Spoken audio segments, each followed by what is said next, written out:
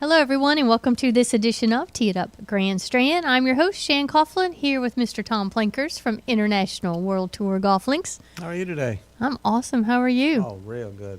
Real good. It's getting around that Masters time again, I think. Almost. We're about a month away, right? April 9th through the 12th. Yes. Coming right along. I can't wait. No, and what's interesting for everybody in the Myrtle Beach area, too, old Dustin Johnson seems like he's got his game pretty much in tow.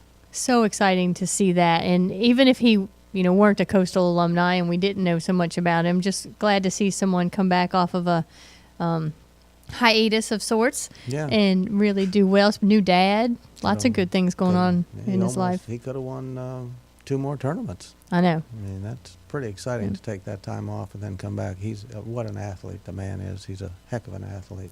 Well, I tell you, he's got 1 under his belt, 1 win under his belt this year, and if you just look at him, it's obvious he's been training hard, and he physically just looks to be in supreme shape. He really has. In fact, I was very fortunate to talk to his coach that used to coach with him, Alan, and he did say that he had been working out quite a bit, and he's really taken the game serious. And on that note, I think everybody should watch out. Sounds like you have your pick. Well, I'd love to see it. I really, really would. Yeah. But I don't know. Augusta being Augusta can take anybody to its knees and within any time, any part of that golf course. I know. And do you think they tailor those green jackets because they're going to have to make it extra long? That man has the longest torso I think I've ever seen. No, they do that. But yep, it's getting Masters time. Like I said, it's going to be April 9th through the 12th. Mm-hmm. And a little something about for the people that have not been to Augusta or don't really, the golf course plays over 7,200 yards for this tournament.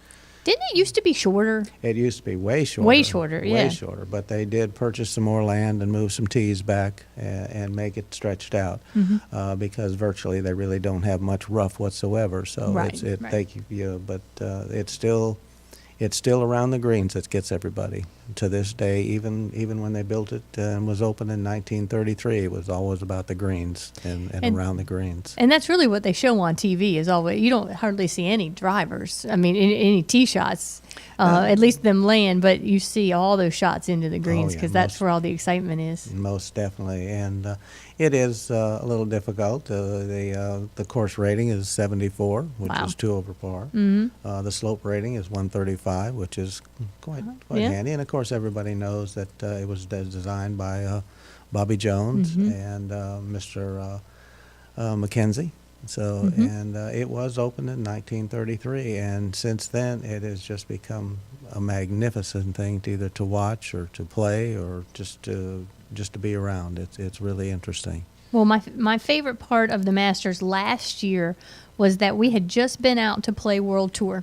Oh. And so, obviously at World Tour, y'all have several replicated holes sure do. From Augusta. You've got full aiming corner, and then we're going to talk about another one today. And I could actually look at the tournament and have a little bit more of a connection to the holes, and I'm like, oh, I was way over there. Well, you're exactly right, and we do get that. We get that a lot. We've had people come in and say, I parred number 11, and which is a heck of a par. Yes. I mean, you watch the professionals play that. They're hitting a very, very long drive, and then they still have to contend with the water. And all bailouts, as you see, are out to the right, and they're hitting some long irons in there. And if you ever go to the practice round to watch them, that's all they're doing is chipping from the right side of the green because they know that's where they're going to be. When the club gets down by the ball, a lot of them hit this little bailout shot because if not, you're going to make 6 easy. Easy. And like you said, it's all about the greens. And the fact that y'all, Mr. Graham, when he developed the course World Tour, the fact that he was able to replicate those, I mean, is amazing because there's some significant undulations and stuff going on around those greens. There really is. Mr. Graham did a great job of building the golf course, and especially Amen Corner. It's magnificent the way it was. The elevations for being here on the coast are very significant. So, we do have it out there, and we do get very excited about Masters Week. So we're looking forward to it again. Yeah, well, we have a group coming out Sunday to play, and that was one of the selling points that we pointed out. We said, you get to play Amen Corner before the tournament, and they're like, that's right, we forgot. So don't forget out there. And actually, you can say that before most of the tournaments. Right. There's at least one hole probably from all the majors, right? Oh, yeah. At least one. Most definitely. And then several from other courses around the world, which we've talked about several times. So let's get to the one you want to talk to today. Well, we're going to talk a little bit about 16, but it's always been asked, and it's always been kind of a secret. People want to know how much does it cost to join? How do you how do you miss to be a member? Well, to cost to join, you can't. Okay. Well, that's number one. Number one, when a member spot is open, the club decides who it can be invited. Got it. And it is by mail invitation only. There's no texting, calling on cell phones. It's strictly by mail, and they mail the invitation to you. And then everybody says, well, it's got to be super, super expensive. I mean, my goodness, look at this. The monthly dues and the initiation fee have just got to be outrageous. Well, that's not right neither. Really? No, the club makes a lot of money from the Masters golf tournament. And what people don't understand is they make it from the sponsors who you see, and they limit the sponsorship on TV. Also, the tournament sales, the tickets and all. But what really where they make a lot of money is the merchandise sales with the big tent. They say millions of dollars a day comes out of that tent. Wow. So when you add all that up, the membership that they are fortunate to be a member really is not that big a deal as far as the money-wise. As far as cost goes, huh? Right. The initiation fee, been told, is in the low 5 figures, so it's less than $25,000. So for a club such as that, you would think $125,000. Yes, minimum. But no, it's more reasonable than that, and the monthly dues are extremely reasonable. Also, they range anywhere from, I've been told, somewhere about $250 a month. So it's about $3,000 a year for your monthly dues. But it's because of the tournament itself. The tournament just makes so much money. And then you have to take into consideration, too, they do shut the golf course down getting ready for the tournament, so that's shut down a little bit also. Well, that's what I was going to ask you. We talk to a lot of golfers, not only golf pros, but just golfers in general. And I love the people that come across like, well, I wouldn't join Augusta because I could only play there 7 months out of the year. I'm like, whatever. Sign me up. Yeah, I'll take it, especially if it's I'll take reasonable. 7 times. Yeah, 7 times. 7 times. Once. Is, better than about 90% of the people in the United States have never played it. Absolutely, but they do shut it down because they do get it ready. I mean, it's gorgeous. And wow. What's also very interesting is they're very generous because the day after the Masters, too, they allow the people who have worked the tournament. If you wish to play, you can play it on that Monday. Nice. So, and it's in the same condition as you saw it was on Sunday, with the same tee spots and pin placements. Well, they do change the pins. Okay. But every day, I guess. But the tee position is the same and everything. So it's quite interesting for the people who work there and get to take the advantage of getting to play it. And so it's quite interesting. We do have Amen Corner out there. That World Tour. But we do have number 16, which you don't hear too much about, but it's an integral part of the tournament. Really, if you remember, 16 is the par 3, carry all over water.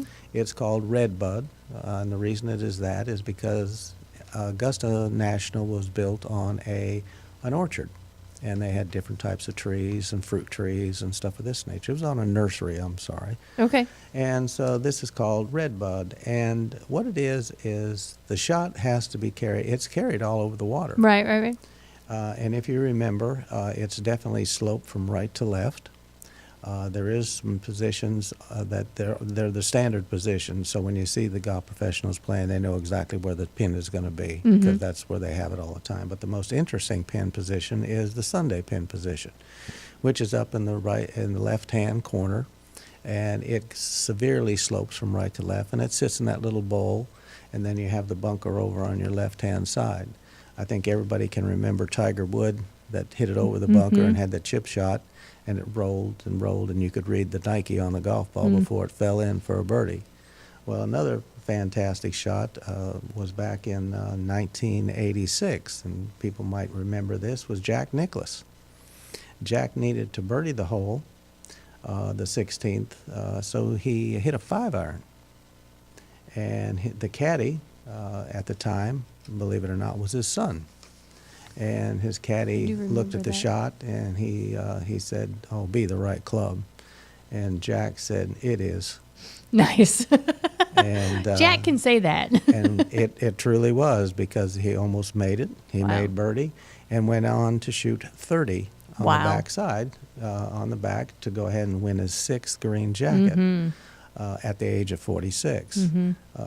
But to see that hole, you just really don't get the perspective on TV, but to sit there and see it, how severely this sloped is. And the worst thing can happen is if you come up short with your putt, that has to go up that way. It could be 3-putt in a heartbeat up there. Wow. Now, I have to ask, does the superintendent at World Tour put the pins in the same spot that they're playing in the tournament? He does. Like on those days. So, for instance, if you're watching it on TV, say you played World Tour in the morning, and then you go on a Saturday, and then you go home and watch it, will it be the same pin? In the same That's position so it cool. is. We that weekend we put the pin positions at Amen Corner and 16 exactly where they were on the tournament. Nice. So we do the same thing. We have a Thursday pin, Friday, Saturday, and Sunday, the same thing. And people really get a kick out of seeing that, because, like you said, they might par number 11, and sitting on their couch watching and going, I parred that hole. I parred it. Yeah. He didn't. 30% of the field were over par. Well, and again, I'm just going to go back to, y'all moved significant dirt, because you even have the undulation, that severe slope in the 16th green. Now, what hole is it? It's y'all's number. It's Augusta number 16.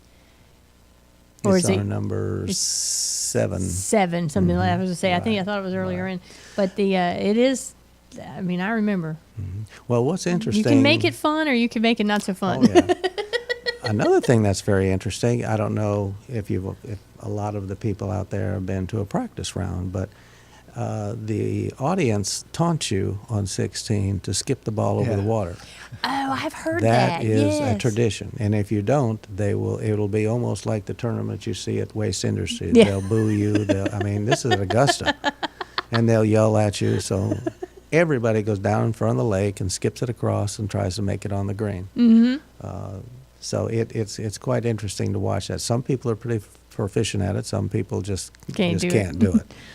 The other thing that was quite interesting, I was there one year to watch Fuzzy Zeller, and he was in a practice, and he got over the shot to get ready to hit it, and he looked over, and there was a very attractive woman sitting over there. So he says, "Well, come on over here and hit the shot for me." Okay. Well, he didn't realize that she was practically a scratch golfer.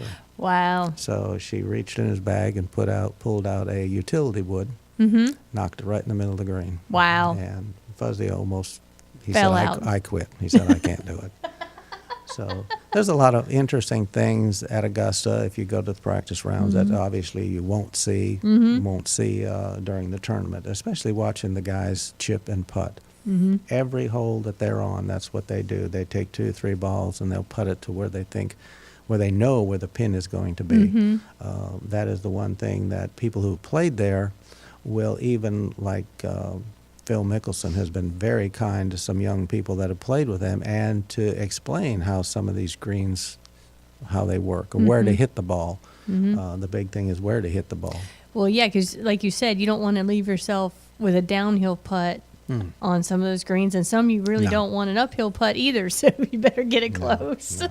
But It's coming up shortly. Like I say, we have the Amen Corner out at World Tour. We have number 16, and it is fun if people are there here in town at that particular week. It's fun to come out and play those holes, or it's just fun to come out and play them anytime if you watch the tournament, and you might be able to sit back and say, hey, I beat the golf pro on that one. Absolutely. No, like I said, that was really fun for us last year.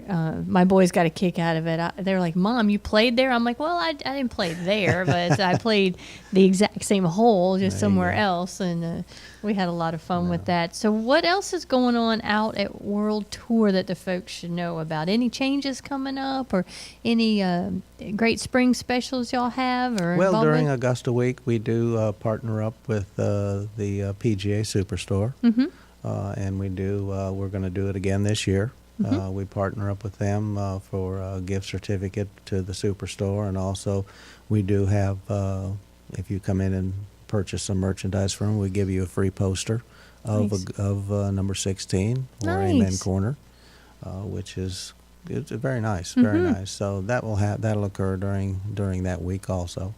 But it's fun to see everybody get all hyped up and want to play, especially World Tour during Augusta Week.